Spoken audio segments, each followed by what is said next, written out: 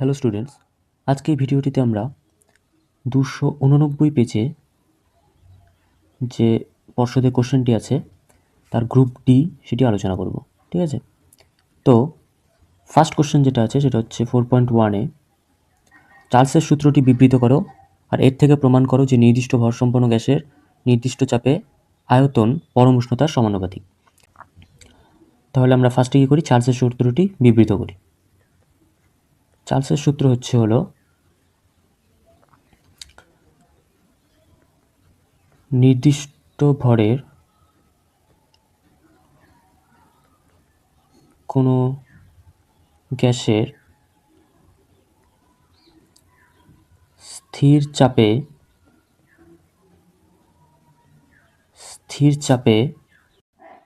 গ্যাসের যে আয়তন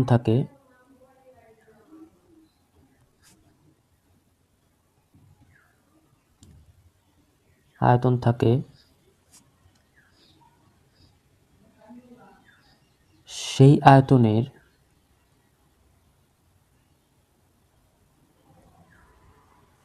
প্রতি ডিগ্রি সেলসিয়াস উষ্ণতা বৃদ্ধিতে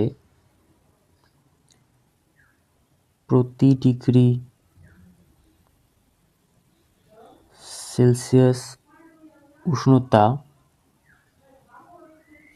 বৃদ্ধি বা হ্রাসের জন্য 0 ডিগ্রি সেলসিয়াস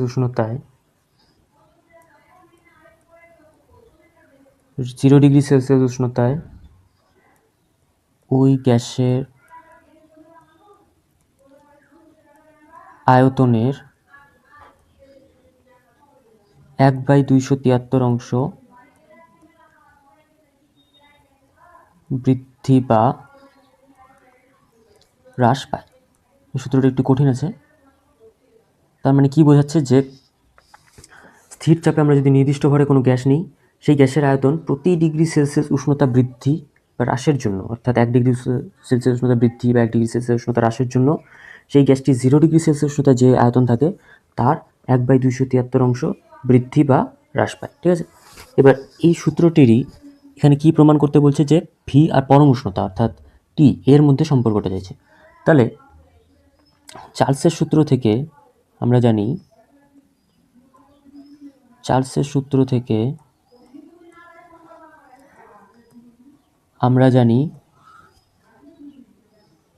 যে টি ডিগ্রি সেলসিয়াস উষ্ণতায় কোনো গ্যাসের আয়তন কী হয়, VT is equal to 0 degree Celsius উষ্ণতা আয়তন অর্থাৎ V0 into 1 plus T by 273। ঠিক আছে, এবার আমরা ধরে নিই যে 0 ডিগ্রি সেলসিয়াস উষ্ণতায় কোনো গ্যাসের আয়তন আছে হচ্ছে, মাঝখানে কথাগুলো তোমরা লিখবে, আমি লিখছি না, টাইম বেশি লাগবে। ঠিক আছে, 0 ডিগ্রি সেলসিয়াস উষ্ণতায় কোনো গ্যাসের আয়তন V0, T1 ডিগ্রি সেলসিয়াস উষ্ণতায় কোনো গ্যাসের আয়তন V1 এবং T2 ডিগ্রি সেলসিয়াস উষ্ণতায় কোনো গ্যাসের আয়তন V2 হলে চার্লসের সূত্রানুসারে কী হবে, V1 is equal to V0 into 1 plus T1 by 273, বাকি লেখা যায় V1 is equal to V0 273 লসাগু করলে এখানে 273 প্লাস হলো T1।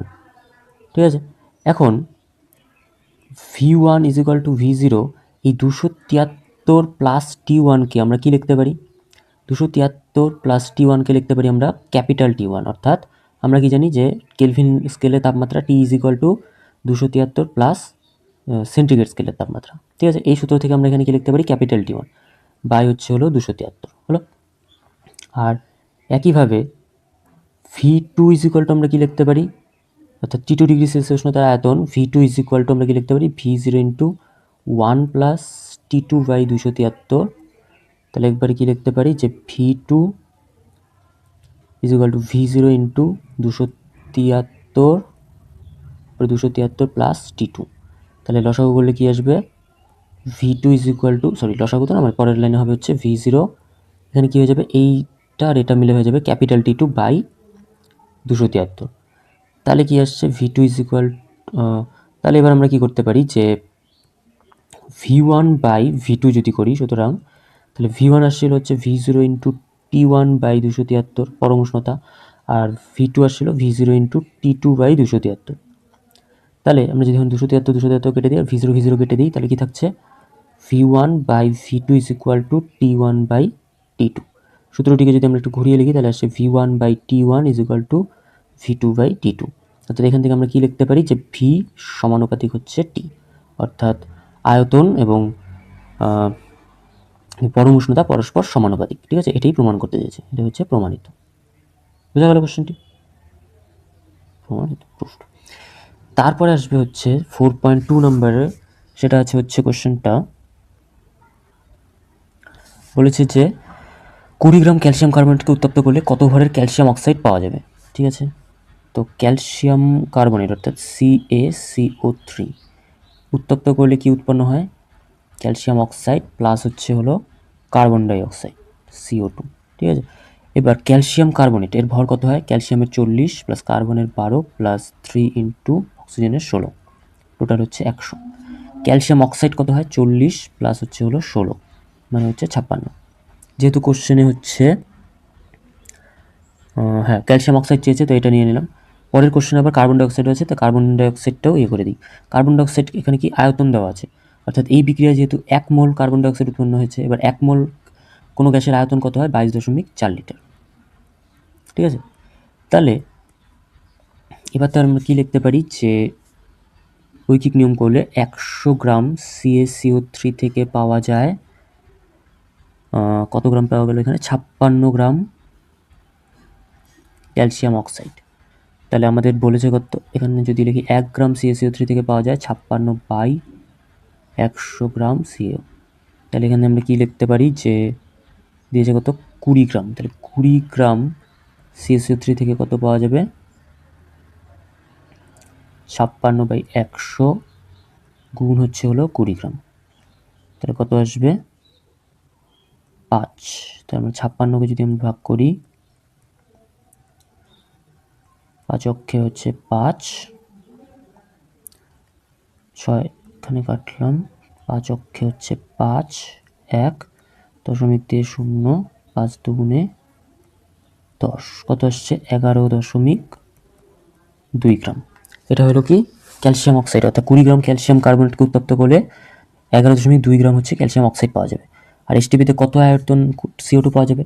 অর্থাৎ 100 গ্রাম CaCO3 থেকে 22.4 লিটার CO2 পাওয়া যাচ্ছিল। 1 গ্রাম থেকে পাওয়া যাবে 22.4/100 লিটার CO2। তাহলে 20 গ্রাম CaCO3 থেকে পাওয়া যাবে 22.4/100 গুণ হচ্ছে 20, তাহলে এটা দাঁড়াচ্ছে হচ্ছে 5। 22.4কে যদি 5 দিয়ে ভাগ করি তাহলে দাঁড়াচ্ছে হচ্ছে 4 5 20, 2 দশমিক এখানে দিলাম 4, 3 5 15, 4 5 20, 4.0, 5 8 40, তার মানে দাঁড়াচ্ছে হচ্ছে 4.48 লিটার। তার মানে এতটা হচ্ছে CO2 উৎপন্ন হবে। ঠিক আছে, এই দুটো হবে উত্তর। এবার আসছি হচ্ছে এরপর অথবা কোশ্চেন আছে যে O2 এর উপস্থিতিতে SO2 এর জারণের ফলে SO3 প্রস্তুত করা যায়। SO2 প্লাস O2 এর থেকে উৎপন্ন হয় কি? SO3। তাহলে সমতা বিধান করলে 2SO2 2SO3, তাহলে সালফার 2, অক্সিজেন 4 2 6 6। ঠিক আছে, এবার বলছে কি যে করা হলো 40 গ্রাম SO3। তাহলে প্রথমে এটাকে বার করি যে এটার আণবিক ভর হবে হচ্ছে 2 ইন্টু সালফারে কত হয়? 32 প্লাস 16 ইন্টু 2, তার মানে দাঁড়াচ্ছে হচ্ছে 2 ইন্টু 32 প্লাস 32 64, তার মানে দাঁড়াচ্ছে 4 দুগুণে 8, 6 দুগুণে 12, 128 গ্রাম। আর এই পাশে হচ্ছে SO3 দাঁড়াচ্ছে হচ্ছে 2 ইন্টু 32 প্লাস 32 হচ্ছে হলো 3 ইন্টু 16, 3 16 48, তার মানে 2 32 প্লাস হচ্ছে 48, তাহলে হচ্ছে হলো 2 ইন্টু 0 হাতের 1, 4 5 6 7 থাকে 8 80, 160 গ্রাম। তার মানে কত হবে, মানে কি বলছে 40 গ্রাম SO3, অর্থাৎ 160 গ্রাম SO3 প্রস্তুত করতে SO2 প্রয়োজন হচ্ছে 128 গ্রাম। তার মানে দাঁড়াচ্ছে 1 গ্রাম SO3 প্রস্তুত করতে লাগবে হচ্ছে 128/4 গ্রাম। তাহলে 40 গ্রাম SO3 প্রস্তুত করতে লাগবে হচ্ছে 128, সরি এটা কি লিখলাম, তবে 160, তাহলে 128 বাই হচ্ছে 160 ইন্টু হচ্ছে 40, তাহলে কত হবে 4 দিয়ে এটাকে কাটি, 3 4 12, 4 4, তার মানে 32 গ্রাম SO2 প্রয়োজন হবে। 32 গ্রাম SO2 প্রয়োজন হবে, বোঝা গেল ব্যাপারটা। এবার আসি হচ্ছে তারপরে কোশ্চেনে 4.3-তে বলেছে যে দৈর্ঘ্য প্রসারণ গুণাঙ্ক কাকে বলে। দৈর্ঘ্য প্রসারণ গুণাঙ্ক বলে হচ্ছে একক দৈর্ঘ্যের কোনো দণ্ডের উষ্ণতা 1 ডিগ্রি বৃদ্ধি করলে দণ্ডটির যে পরিমাণ দৈর্ঘ্য প্রসারণ হয় তাকে ওই পদার্থের দৈর্ঘ্য প্রসারণ গুণাঙ্ক বলা হয়। ঠিক আছে, তার কি চিহ্নিত করা হচ্ছে হলো আলফা দ্বারা। ঠিক আছে, আলফা ইজ ইকুয়াল টু হচ্ছে L2 মাইনাস L1/L1 ইন্টু হচ্ছে T2 মাইনাস T1, এটা হচ্ছে গাণিতিক রূপটা। তারপরে কোশ্চেনে বলেছে যে চার্লসের সূত্র থেকে গ্যাসের আয়তন প্রসারণ গুণাঙ্কের মান নির্ণয় করো। এটা কিভাবে করা হয়? তো মনে করি এই কোশ্চেনটা গুরুত্বপূর্ণ আছে, হ্যাঁ, এবারের জন্য। মনে করি 0 ডিগ্রি সেলসিয়াস উষ্ণতায় কোনো আদর্শ গ্যাসের আয়তন V0 এবং T ডিগ্রি সেলসিয়াস উষ্ণতায় আয়তন দাঁড়ালো হচ্ছে VT। তাহলে চার্লসের সূত্রানুসারে আমরা কি জানি? চার্লসের সূত্রানুসারে আমরা জানি যে VT is equal to V0 into 1 plus T/273। তাহলে এবার লসাগু করি, V0 273 প্লাস হচ্ছে হলো T1। ঠিক আছে, তারপরে এই লসাগুটা না করলেও চলতো, এটার প্রয়োজন পড়বে না। এখান থেকে সরাসরি আমরা করতে পারি কি, এটা দিয়ে গুণ করে দিই V0-তে। তাহলে V0 plus V0 into T/273, এভাবে করলে বেশি ভালো হবে। এবার এখানে হচ্ছে VT, তাহলে কি দিয়ে গেলে VT minus V0 is equal to V0 into T/273।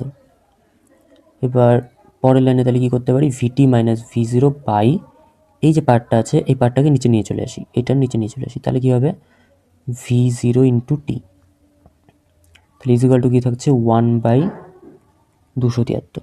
এবার এটা যদি আমরা লক্ষ্য করি, এটা অনেকটা কী হয়, ওই আয়তন প্রসারণ, আমাদের আয়তন প্রসারণ গুণাঙ্ক গামা ইজ ইকুয়াল টু কী ছিল, V2 মাইনাস V1 বাই হচ্ছে V1 into T2 minus T1। তাহলে আমরা যদি 0 ডিগ্রি সেলসিয়াস থেকে শুরু করি, তাহলে এই VTটাই হচ্ছে আমাদের V2, এই VTটাই হচ্ছে হলো আমাদের V2, V0টা হচ্ছে V1, এখানকার V0টা হচ্ছে V1, আর এই T হচ্ছে হলো পার্থক্য, অর্থাৎ T2, এখানে আমাদের T2-র মান ছিল T আর T1-এর মান ছিল 0, তাহলে কি থাকছে, T তো পড়ে থাকছে, এই Tটাই হচ্ছে সেটা। তাহলে আমরা এখানে গামা ইজ ইকুয়াল টু কী লিখতে পারি, যে গামা ইজ ইকুয়াল টু, অর্থাৎ এটার জায়গায় আমরা সরাসরি গামা ইজ ইকুয়াল টু কী লিখতে পারি 1/273। তার মানে চার্লসের সূত্র থেকে আমরা আয়তন প্রসারণ গুণাঙ্কের মান কত পেলাম, 1/, অর্থাৎ gamma P is equal to পেলাম হচ্ছে 1/273 ডিগ্রি সেলসিয়াস ইনভার্স। বুঝা গেল? তাহলে এইভাবে আমরা চার্লসের সূত্র থেকে আয়তন প্রসারণ গুণাঙ্কের মান বের করতে পারি। এর অথবা কোশ্চেন আছে যে কি আছে, তাপ পরিবাহিতাঙ্ক কাকে বলে, তাপ পরিবাহিতাঙ্কের মাত্রিয় সংকেত কি? তাপ পরিবাহিতাঙ্কের সংজ্ঞাটা হচ্ছে এরকম যে তাপ পরিবাহিতাঙ্ক, এর সংজ্ঞাটা কি বলা হয়, যে তাপ পরিবহন প্রক্রিয়ায় কোনো নির্দিষ্ট কঠিন পদার্থের সামর্থ্য বা সক্ষমতার পরিমাপ যে রাশির সাহায্যে প্রকাশ করা হয় তাকেই তাপ পরিবাহিতাঙ্ক বলা হয়। ঠিক আছে, আর এর মাত্রিয় সংকেতটা কি হয়, মাত্রিয় সংকেতটা হয় হচ্ছে হলো mL/T⁻³ θ⁻⁻1, এটি হয় হচ্ছে হলো তাপ পরিবাহিতাঙ্কের মাত্রিয় সংকেত। ঠিক আছে, তারপরে 4.4 নম্বর কোশ্চেন আছে হচ্ছে শূন্য মাধ্যমে আলোর বিচ্ছুরণ হয় না কেন। শূন্য মাধ্যমে সব বর্ণের আলোকরশ্মি সমান বেগে, অর্থাৎ 3 × 10⁸ মিটার পার সেকেন্ড বেগে চলাচল করে। যতগুলো বর্ণ আছে, অর্থাৎ আমাদের যে 7টি বর্ণ, ভিবজিওর, যেটাকে আমি বলি ভিবজিওর বা বেনিয়া সহকলা, তার প্রত্যেকটি বর্ণ 3 × 10⁸ মিটার/সেকেন্ড বেগে গতিশীল হয়। তাই শূন্য মাধ্যমে সাদা বা অন্য কোনো বহুবর্ণীয় আলোর বিচ্ছুরণ ঘটে না। ঠিক আছে। আর বলছে তারপরে কোশ্চেন, আলোর বিচ্ছুরণ একটি প্রাকৃতিক উদাহরণ, সেটি কী হবে? রামধনু। রামধনু হচ্ছে সবচেয়ে ভালো আলোর বিচ্ছুরণের প্রাকৃতিক উদাহরণ। তারপরে কোশ্চেন আছে, প্রতিবিম্বের রৈখিক বিবর্ধন কাকে বলে? রৈখিক বিবর্ধন হলো প্রতিবিম্বের দূরত্ব ও বস্তু দূরত্বের অনুপাতকে রৈখিক বিবর্ধন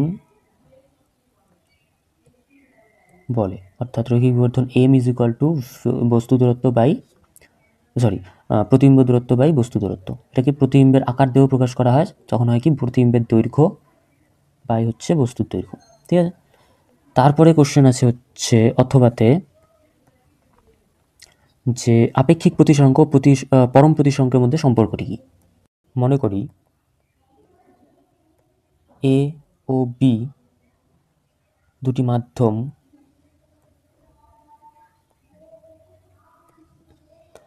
এর পরম প্রতিসরাঙ্ক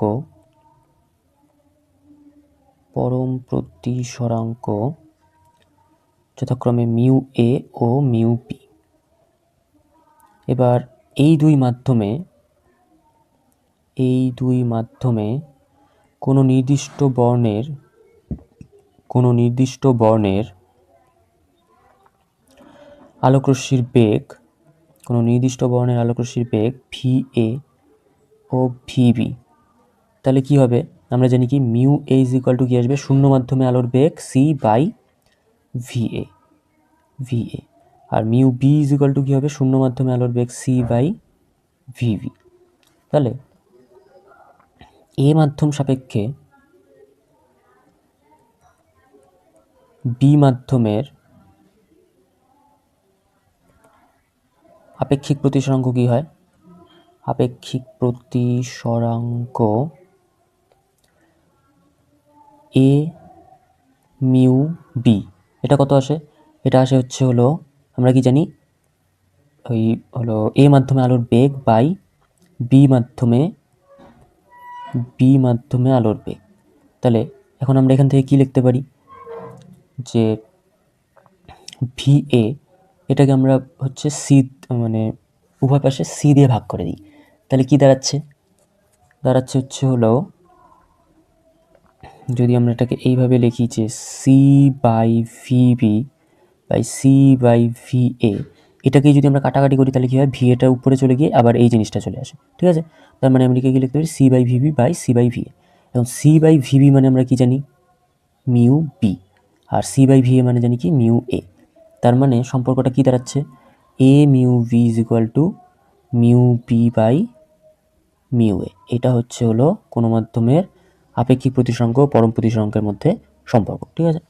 তারপরে যে কোশ্চেনটা আছে সেটা হচ্ছে, কোনো মাধ্যমের আপেক্ষিক প্রতিসরাঙ্ক কোন কোন বিষয়ের উপর নির্ভর করে? আপেক্ষিক প্রতিসরাঙ্ক কোন কোন বিষয়ের উপর নির্ভর করে? ঠিক আছে। নির্ভর করে হচ্ছে আপেক্ষিক প্রতিসরাঙ্ক যেসব বিষয়ের উপর নির্ভর করে তা হচ্ছে, মানে সেগুলি হচ্ছে 1 নম্বর মাধ্যমদ্বয়ের প্রকৃতি। মাধ্যমদ্বয়ের প্রকৃতি কি? শূন্যস্থানের সাপেক্ষে কোনো মাধ্যমে আলোর বেগ যত কম হয় ওই মাধ্যমের প্রতিসরাঙ্ক তত বৃদ্ধি পায়। ঠিক আছে। আপতিত আলোর 2 নম্বরে হয় হচ্ছে আপতিত আলোর বর্ণের উপরে। আপতিত আলোর বর্ণের উপরে কিভাবে নির্ভর করে? শূন্যস্থানে বিভিন্ন বর্ণ তথা তরঙ্গদৈর্ঘ্যের আলোর বেগ সমান হয়, কিন্তু যখন অন্য কোনো মাধ্যমে প্রবেশ করে তখন কি হয়? প্রত্যেকটি আলোর বেগ ভিন্ন হয় জন্য, বিভিন্ন বর্ণের আলোর বেগ ভিন্ন হয় জন্য তাদের প্রতিসরাঙ্ক আলাদা আলাদা হয়ে থাকে। তরঙ্গদৈর্ঘ্য বাড়লে প্রতিসরাঙ্ক কমতে থাকে, আর তরঙ্গদৈর্ঘ্য কমলে প্রতিসরাঙ্ক বাড়তে থাকে। ঠিক আছে। আর 3 নম্বরে হচ্ছে মাধ্যমের উষ্ণতা। সাধারণত কি দেখা যায়? সাধারণভাবে মাধ্যমের উষ্ণতা বৃদ্ধিতে নির্দিষ্ট বর্ণের আলোর জন্য মাধ্যমের প্রতিসরাঙ্ক কমতে থাকে, অর্থাৎ উষ্ণতা বৃদ্ধি পেলে প্রতিসরাঙ্ক কমে। তাহলে এই 3টে বিষয়ের উপর আপেক্ষিক প্রতিসরাঙ্কের মান নির্ভর করে। কি কি হলো? মাধ্যমের প্রকৃতি, শূন্যস্থান সাপেক্ষে যে মাধ্যমে আলোর বেগ যত কম তত সেখানে প্রতিসরাঙ্ক বেশি হবে। আলোর বর্ণ বা তরঙ্গদৈর্ঘ্য কি? অর্থাৎ যত তরঙ্গ দৈর্ঘ্য বাড়বে প্রতিসরাঙ্ক তত কমতে থাকে। আর 3 নম্বর হচ্ছে উষ্ণতা, উষ্ণতা যত বাড়ে প্রতিসরাঙ্ক তত কমতে থাকে। এইটা ছিল হচ্ছে এই কোশ্চেনটির উত্তর। তারপর 4.5 নম্বরের কোশ্চেনটি আছে হচ্ছে যে দেখাও যে একটি একবর্ণী আলো রশ্মি সমবাহু প্রিজমের মধ্য দিয়ে প্রতিসমভাবে নির্গত হলে আলোক রশ্মির চ্যুতি কোণ হবে ন্যূনতম। ঠিক আছে, দেখি কিভাবে। একটি সমবাহু ত্রিভুজ নিলাম। আমরা কি জানি যে প্রিজমের ক্ষেত্রে প্রতিসারক কোণ এ,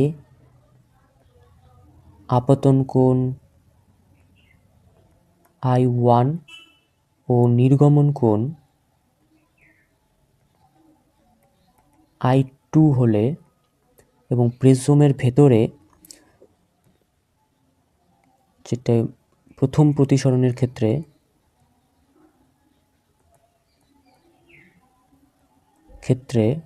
কোণ R1 ও দ্বিতীয় তলে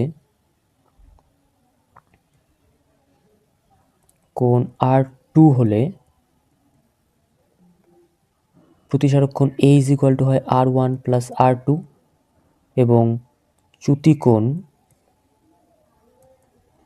ডেল্টা কি হয় I1 প্লাস I2 মাইনাস হচ্ছে A। ঠিক আছে, এবার যদি প্রতিসমভাবে আলোকরশ্মি পড়ে, প্রতিসমভাবে নির্গত হলে আলোকরশ্মি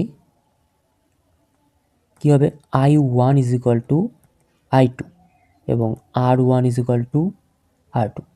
তাহলে কি দাঁড়াচ্ছে ডেল্টা 2I মাইনাস এ। যদি আমি I1 I2 I ধরে নিই তাহলে 2I মাইনাস এ, এটা হচ্ছে চ্যুতিকোণের রাশিমালা দাঁড়াবে। আবার আমরা যদি ন্যূনতম চ্যুতিকোণের মানে প্রিজমের ক্ষেত্রে ন্যূনতম চ্যুতিকোণের রাশিমালা দেখি, সেটাও কি হয় ডেল্টা M 2I মাইনাস এ। তার মানে কি দাঁড়াচ্ছে যে প্রতিসমভাবে আলোকরশ্মি বের হলেও 2I মাইনাস এ, আর ন্যূনতম চ্যুতিকোণের রাশিমালা আমরা আগেই জানতে পেরেছিলাম 2I মাইনাস এ। তো সুতরাং কি দাঁড়াচ্ছে ডেল্টা ডেল্টা M।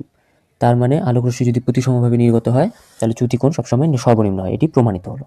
ঠিক আছে, তারপরে কোশ্চেন এসেছি অথবায় যে একটি সমতল দর্পণের সামনে একটি বস্তু 10 সেমি দূরে আছে।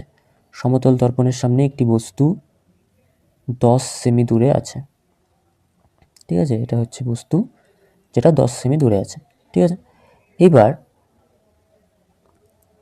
10 সেমি দূরে আছে। এবার যদি আমরা দেখি যে কি দেখব, বলছে কি দর্পণটিকে বস্তুর দিকে 4 সেমি সরানো হলো। অর্থাৎ এই দর্পণটিকে বস্তুর দিকে 4 সেমি সরিয়ে আনা হলো।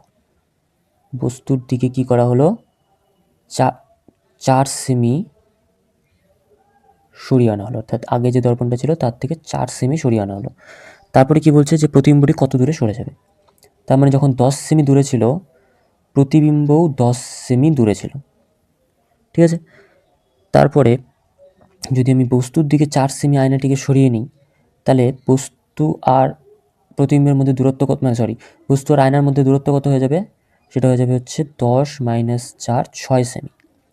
তার মানে প্রতিবিম্ব কতটুকু ইয়েতে হয়ে যাবে, সেটা হয়ে যাবে হচ্ছে কি বলছে বস্তুর দিকে বলছিল, হ্যাঁ।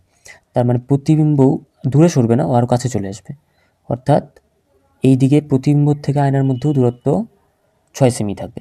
ঠিক আছে, তার মানে কি বোঝা গেল যে যখন দূরত্ব 10 সেমি ছিল তখন প্রতিবিম্বও 10 সেমি দূরত্বে ছিল। যখন দূরত্ব 6 সেমি হলো অর্থাৎ আয়না আগিয়ে গেল তখন প্রতিবিম্বও 6 সেমি দূরত্বেই থাকবে। ঠিক আছে, তার মানে উত্তরটা হবে যে প্রতিবিম্ব ওই দর্পণ থেকে 6 সেমি দূরত্বে এবং বস্তুটি থেকে 12 সেমি দূরত্বে থাকবে। ঠিক আছে, তারপরে বলেছে যে কোন ক্ষেত্রে mu sine I by sine R সূত্রটি প্রযোজ্য হয় না। সেটি হচ্ছে 0 ডিগ্রি কোণে যদি কোনো আলোকরশ্মি এসে পড়ে, অর্থাৎ অভিলম্ব বরাবর যদি কোনো আলোকরশ্মি এসে বিভেদ তলে পড়ে তাহলে সেক্ষেত্রে কোনো রকম প্রতিসরণ হয় না, সোজা বের হয়ে যায়, অর্থাৎ এই মিউ ইজিক্যাল টু সাইন অর্থাৎ স্নেলের সূত্র সেক্ষেত্রে প্রযোজ্যই হয় না। ঠিক আছে, তারপরে আছে হচ্ছে তামার রোধাঙ্ক এত ওহম সেমি বলতে কী বোঝো? তামার রোধাঙ্ক এটা বলতে বোঝায় যে তামার রোধাঙ্ক 1.68 ইন্টু 10⁻⁶ ওহম সেমি বলতে বোঝায় যে একক দৈর্ঘ্যের, অর্থাৎ এখানে যেহেতু ওহম সেমি আছে তার মানে 1 সেমি দৈর্ঘ্যের, প্রথমে এই কথাটা বলিনি যে স্থির উষ্ণতায় 1 সেমি দৈর্ঘ্য এবং 1 সেমি প্রস্থচ্ছেদ বিশিষ্ট কোনো তামার মানে কি বলবো ওটাকে, একটি তামার খণ্ডের দুই বিপরীত পৃষ্ঠের মধ্যবর্তী অংশের রোধকে 1.68 ইন্টু 10⁻⁶ ওহম সেমি বলা যায়। তার মানে এটা লিখলে কীভাবে হবে যে তামার রোধাঙ্ক 1.68 ইন্টু 10⁻⁶ ওহম সেমি বলতে বোঝায় স্থির উষ্ণতায়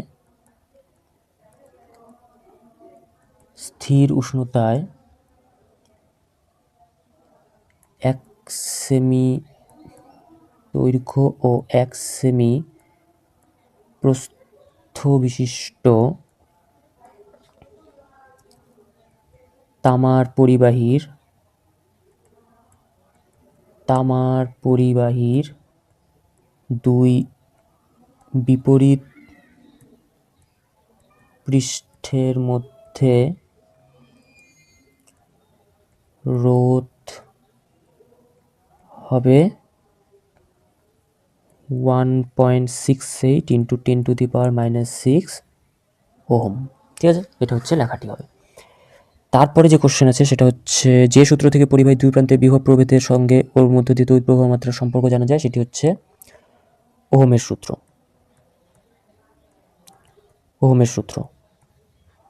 সূত্রটি কি ছিল?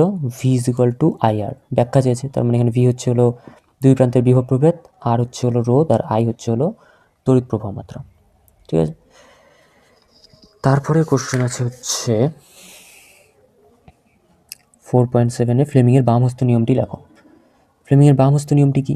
ফ্লেমিংয়ের বামহস্ত নিয়মটি হচ্ছে বাম হাতের 3টি আঙুল তর্জনী, মধ্যমা ও বৃদ্ধাঙ্গুষ্ঠ পরস্পরের সমকোণে প্রসারিত করে রাখলে যদি তর্জনী চৌম্বক ক্ষেত্র ও মধ্যমা তড়িৎ প্রবাহের অভিমুখ নির্দেশ করে, তবে বৃদ্ধাঙ্গুষ্ঠ তড়িৎ পরিবাহী তারের উপর ক্রিয়াশীল চৌম্বক বলের অভিমুখ নির্দেশ করবে। ঠিক আছে, এটি হচ্ছে ফ্লেমিংয়ের বামহস্ত নিয়ম। দুটি সমান দৈর্ঘ্যের তারের একটির ব্যাস অপরটির দ্বিগুণ, ওদের রোধের অনুপাত নির্ণয় করো।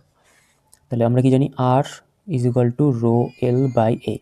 সমান দৈর্ঘ্যের তার মানে রো সেম, এলও সেম। ঠিক আছে, দৈর্ঘ্য এল সেম, আর যেহেতু একই তার তাই হচ্ছে রো, অর্থাৎ তাদের উপাদানটাও সেম। ঠিক আছে, বলছে ওদের রোধের অনুপাত একটির ব্যাস, তার মানে ব্যাসার্ধ কত হবে? d/2। ব্যাস যদি d হয় তাহলে ব্যাসার্ধ হবে d/2।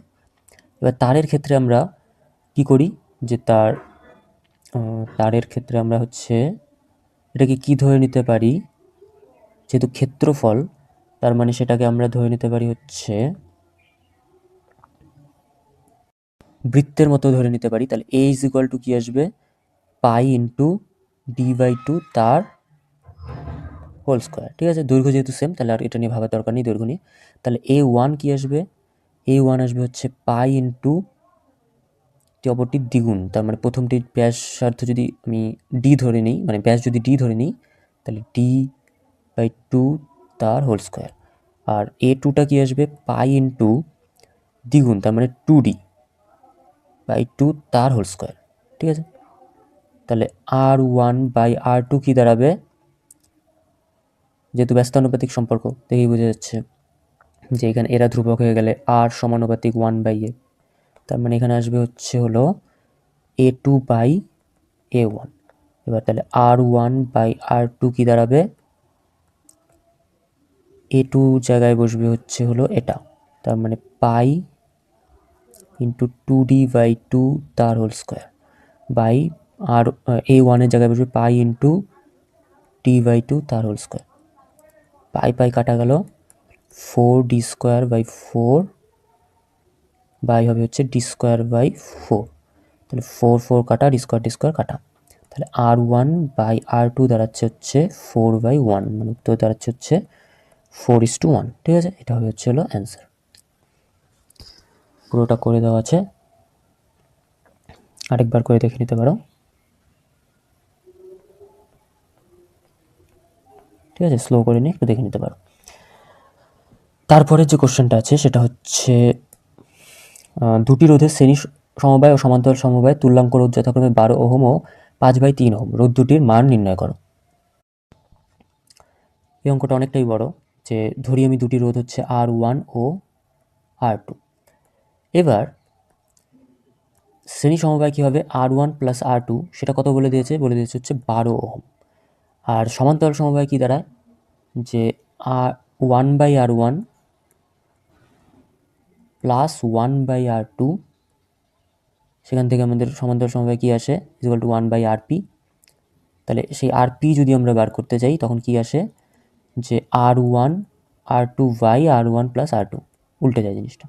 এটা ইকুয়াল টু কত বলে দিয়েছে, R1 R2/R1 প্লাস R2, এটা বলে দিয়েছে হচ্ছে হলো 5/3 ওহম। ঠিক আছে, এবার R1 প্লাস R2 জায়গায় আমরা কত বসিয়ে দিতে পারি, 12 বসিয়ে দিতে পারি। তাহলে R1 R2/12 ইকুয়াল টু থাকবে হচ্ছে হলো 5/3।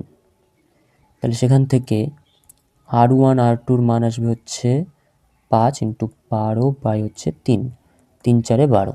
তাহলে R1 R2 দাঁড়াচ্ছে হচ্ছে 4 5 20, এই 5 এই 4 দুটো মিলে হচ্ছে 20।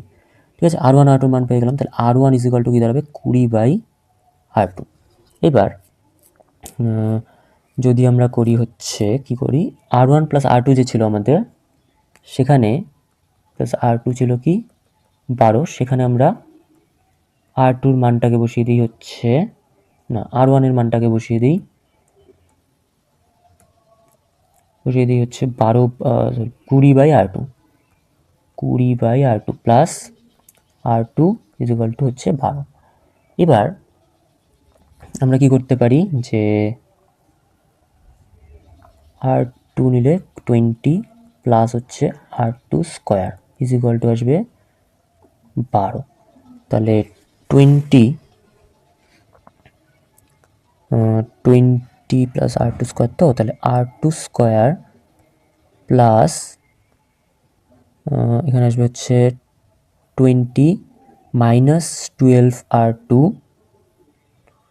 ইকুয়াল টু আসবে হচ্ছে 0। তাহলে R2 square minus 12R2 plus 20 equal to 0। এবার যদি আমরা করি হচ্ছে 20 আছে, তো তাহলে 20কে ভেঙে আমরা কি করতে পারি, R2 স্কোয়ার মাইনাস 10 দুগুণে 20 অর্থাৎ 10 প্লাস হচ্ছে 2R2, অর্থাৎ মিডিল টার্ম করছি, 20 ইকুয়াল টু আসবে 0। তাহলে R2 square minus 10R2 minus হবে 2R2 প্লাস 20 ইকুয়াল টু হবে 0। তাহলে R2 কমন নিলে হচ্ছে R2 মাইনাস হচ্ছে 10 মাইনাস 2 কমন নিলে দাঁড়াচ্ছে হচ্ছে R2, এই মাইনাসের জন্য এটা মাইনাস, এই মাইনাসটার জন্য এটা মাইনাস হয়ে ভিতরে চলে গেল, তো 10 ইকুয়াল টু 0। তার মানে R2 মাইনাস 10 আর R2 মাইনাস হচ্ছে 2 ইকুয়াল টু 0। তাহলে একটা রোধ হবে কত, R2 ইকুয়াল টু হবে 10, নয় হবে হচ্ছে 2। ঠিক আছে, অর্থাৎ মানে R1 যদি 10 হয় R2 হবে 2, আর R1 যদি 2 হয় R2 হবে হচ্ছে 10। তার মানে দুটি রোধের মান একটা হচ্ছে 10 ওহম, একটা হচ্ছে 2 ওহম। বোঝা গেল ব্যাপারটা? এইভাবে মিডিল টার্ম করে অঙ্কটা করা যায়। ঠিক আছে, তারপরে কোশ্চেন আসছি যে 4.8-এ আছে, যে হচ্ছে হলো 4.8-এ কোশ্চেনটা আছে 92U238। এখান থেকে কি উৎপন্ন হয়েছে, 82 PV 206। দেখি কিভাবে আসে, 238 মাইনাস যদি আমি 206 করি কত আসে, 8-এর থেকে 6 বাদ 2, 3 2 থেকে 0, 38 থেকে 206 না, 8 থেকে 6 বাদ 2। হ্যাঁ, এবার 32কে আমি যদি 4 দিয়ে ভাগ করি কত দাঁড়াচ্ছে হচ্ছে হলো 4 8-এ 32। তার মানে 8টি হবে হচ্ছে হলো আলফা কণা। ঠিক আছে, কারণ আলফা কণা, একটি আলফা কণা যখন বের হয়ে যায় তখন ভর সংখ্যা 4 একক করে কমে। তাহলে এখানে টোটাল 8টি আলফা কণা বের হয়েছিল, তাই ভর সংখ্যা 238 থেকে 206 হতে পেরেছিল। ঠিক আছে, আর বিটা কণার ক্ষেত্রে কি করব, এবার আমরা কি জানি, একটি আলফা কণা বের হলে পারমাণবিক সংখ্যা অর্থাৎ এটা 2 একক করে কমতে থাকে। তাহলে 8টির জন্য টোটাল 8 × 2 16 একক কমার কথা, অর্থাৎ 92 থেকে 16 বাদ দিলে দাঁড়া হচ্ছে 6, 12 6 আর 2 76 হওয়ার কথা, কিন্তু এখানে আছে কত, এখানে দেওয়া আছে হচ্ছে হলো 82। তার মানে দাঁড়াচ্ছে হচ্ছে 76 থেকে আবার 82 পর্যন্ত গেছে। তাহলে 82 থেকে যদি 76 বাদ দিই দাঁড়ায় হচ্ছে 6 পয়েন্ট আবার উপরে উঠতে হয়েছে। তার মানে এবার একটি আলফা কণা বের হয়ে গেলে তো 2 একক করে কি বলে পারমাণবিক সংখ্যা কমে, কিন্তু একটি বিটা কণা যখন বের হয়ে যায় পারমাণবিক সংখ্যা প্লাস 1 একক করে বাড়তে থাকে। তার মানে 92 থেকে যখন 8টা হচ্ছে আলফা কণা বের হয়ে গেছিলো তখন এটা কত হয়েছিল, 76 হয়েছিল। কিন্তু পরে যখন আবার 6টি বিটা কণা বের হয়ে যায় তখন +1 করে বাড়তে বাড়তে সেটা আবার 82তে এসে পৌঁছায়। ঠিক আছে, তার মানে বিটা কণা বের হয়েছে টোটাল 6টি। তাহলে টোটাল উত্তরটা কি দাঁড়ালো মোদ্দা কথায়, যে 8টি হচ্ছে আলফা কণা আর 6টি হচ্ছে বিটা কণা। এই কি বলে এই কি নাম, ইউরিয়া 238 থেকে উৎপন্ন করেছে হচ্ছে পিবি 206। তার টোটাল 8টা আলফা কণা আর 6টা বিটা কণা উৎপন্ন হয়েছে। ঠিক আছে, তারপরে 4.9 নাম্বার কোশ্চেনে আছে যে তড়িৎ ঋণাত্মকতা কাকে বলে। তড়িৎ ঋণাত্মকতা হচ্ছে কোনো মৌলের ইলেকট্রনকে নিজের দিকে আকর্ষণ করার যে ক্ষমতা সেটাকেই তড়িৎ ঋণাত্মকতা বলা হয়। ঠিক আছে, মেন্ডেলিফের পর্যায় সারণীর ত্রুটি উল্লেখ করো। মেন্ডেলিফের পর্যায় সারণী কী কী ত্রুটি ছিল? এক হচ্ছে হলো ফার্স্ট যে ত্রুটিটি ছিল সেটি হচ্ছে ক্রমবর্ধমান পারমাণবিক গুরুত্ব অনুযায়ী সাজাতে গিয়ে কয়েকটি ক্ষেত্রে মেন্ডেলিফ কী করেছিল, যে বেশি পারমাণবিক গুরুত্ব সম্পন্ন মৌলকে অপেক্ষাকৃত কম পারমাণবিক গুরুত্ব সম্পন্ন মৌলের পূর্বে স্থান দিয়েছিল। যেমন ধরো পটাশিয়াম আর আর্গন। এবার আমরা কি জানি, যখন সব লেখা হয় তখন আর্গনের পরে পটাশিয়াম আসে, কিন্তু পটাশিয়ামের আণবিক বা পারমাণবিক গুরুত্ব হয় হচ্ছে হলো 39 আর আর্গনের হয় 40। তার মানে কি হওয়া উচিত ছিল, কি প্রথমে পটাশিয়াম হওয়া উচিত ছিল, তারপরে আর্গন হওয়া উচিত ছিল। কিন্তু পর্যায় সারণী দেখলে কি দেখা যায়, আর্গন আগে আছে, পটাশিয়াম পরে আছে। তো এটা একটা ত্রুটি ছিল। এরকম অনেকগুলো ছিল, যেমন পটাশিয়াম আর্গন একটা জোড় ছিল, তারপরে ছিল হচ্ছে নিকেল আর কোবাল্টের মধ্যে, তারপরে ছিল হচ্ছে আয়োডিন আর টেলুরিয়ামের মধ্যে, তারপরে ছিল হচ্ছে হলো তারপরে একটা ছিল হচ্ছে থোরিয়াম ও প্যালাডিয়ামের মধ্যে। ঠিক আছে, প্যালাডিয়াম তো না, সরি, প্রোট্যাক্টিনিয়ামের মধ্যে। তো এই যে ছিল এই 4টে 1 2 3 আর এই 4, এই 4টে জোড় পাওয়া গেছিলো যেটার মধ্যে এই সমস্যাটি বা এই ত্রুটিটি দেখা দিয়েছিল।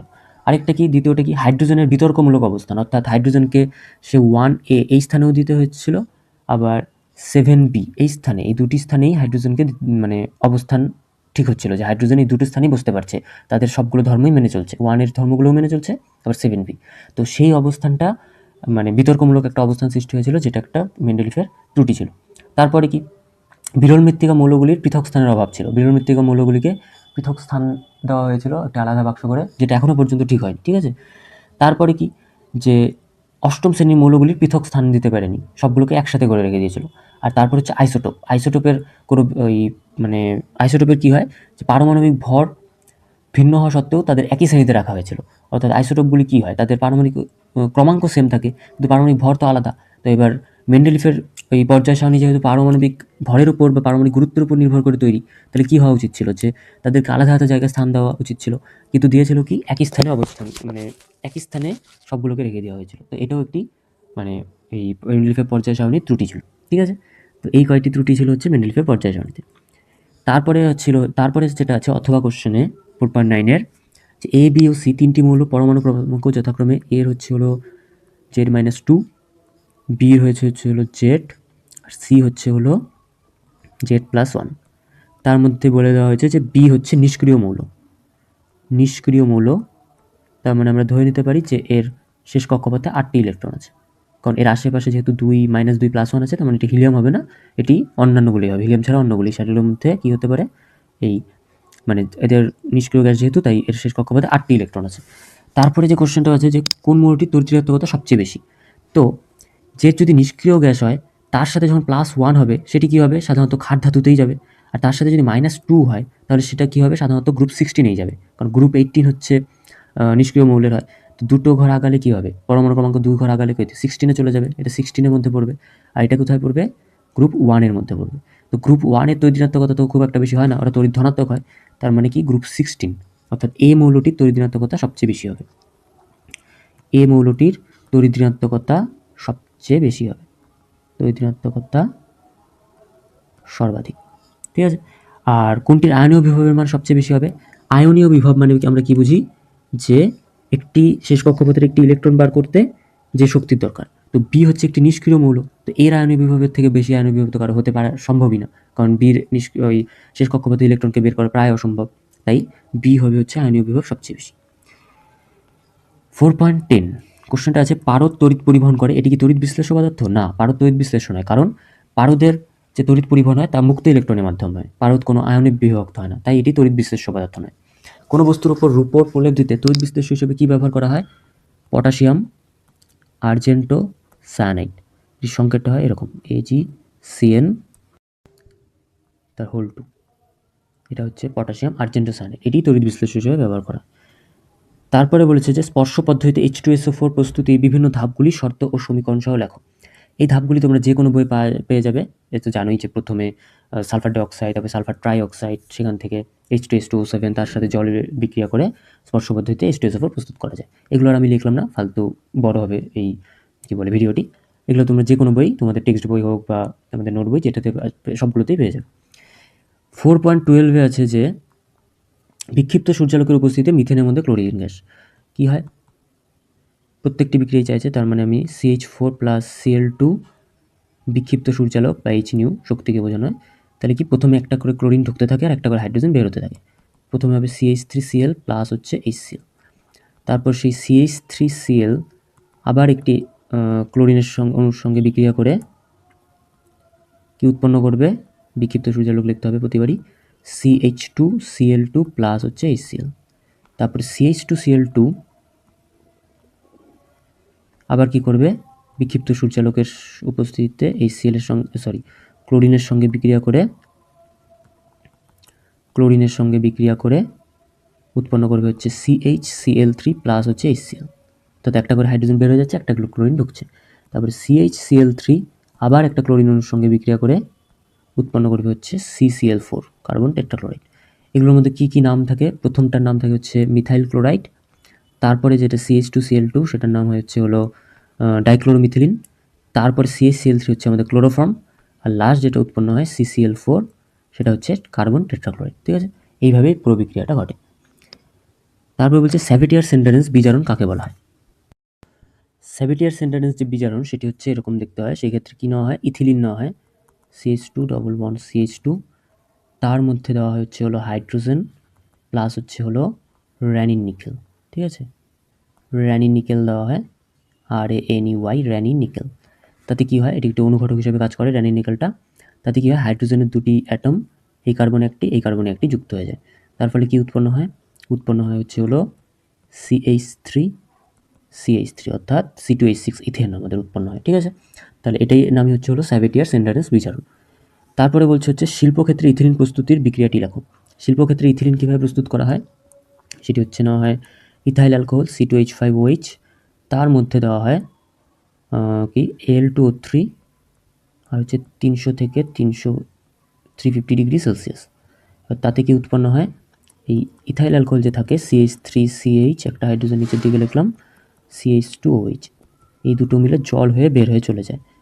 অর্থাৎ এটাই হচ্ছে আমাদের এটা, যেটার থেকে জল বের হয়ে চলে যায়, আর এখানে হচ্ছে ডবল বন্ড উৎপন্ন হয়। ঠিক আছে, এক সেকেন্ড, একটু ভুল হলো, এটা হবে হচ্ছে এরকম CH2 মানে CH3 CH2OH থাকে, তো এখান যে হাইড্রোজেনটা থাকে, এই হাইড্রোজেন আর এই OH মিলে জল হয়ে বের হয়ে যায়, আর এখানে ডবল বন্ড তৈরি হয়ে যায়। তাতে কী দাঁড়ায়? CH2 ডবল বন্ড CH2, অর্থাৎ ইথিলিন প্রস্তুত হয়ে যায়। ঠিক আছে, আর ইথিলিনের দুটি ব্যবহার কি? ফল পাকাতে, মাস্টার্ড গ্যাস তৈরি করতে ইথিলিন প্রয়োজন হয়। হ্যাঁ, তো এখানে এই ভিডিওটি শেষ হলো। ভিডিওটি যদি ভালো লাগে তো লাইক করে দিও, আর চ্যানেলটি সাবস্ক্রাইব করে দিও। আর আমি তো এরকম ভিডিও আনতেই থাকি, তো বেল আইকনটা টিপে রাখো যাতে পরবর্তীতে ভিডিও আসলে তোমরা জেনে যেতে পারো। ঠিক আছে, কারণ এরপরে ক্লাস 11-এর আরও ভিডিও আমি আনবো, তো তোমাদের এটা প্রয়োজন পড়বে, তো চ্যানেলটি সাবস্ক্রাইব করে রাখো। ঠিক আছে।